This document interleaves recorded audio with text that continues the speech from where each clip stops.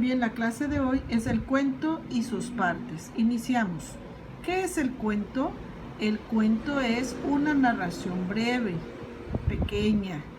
Es pequeña, no es muy grande. ¿Se acuerdan que leímos cuentos en el colegio? El cuento es una narración de ficción, es decir, que no es real, es fantasía. El cuento tiene personajes.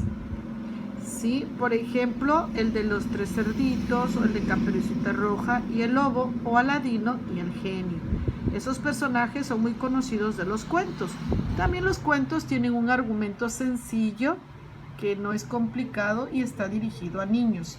Vamos a ver las partes del cuento. Las partes del cuento.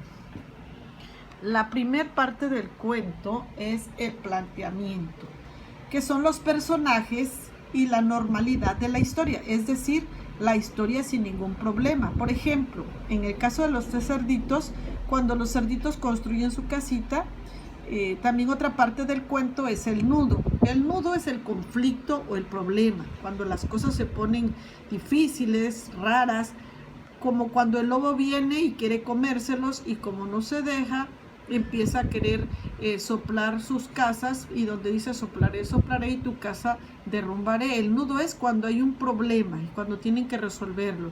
El desenlace es el clímax, es la parte más emocionante de la historia y la solución.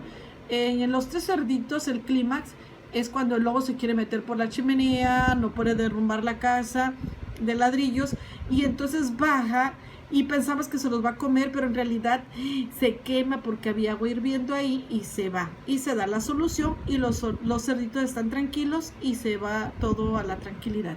Por ejemplo, otro es en Cuentos de Hadas, cuando dice que viven felices para siempre. Muy bien, estas son las partes del cuento y su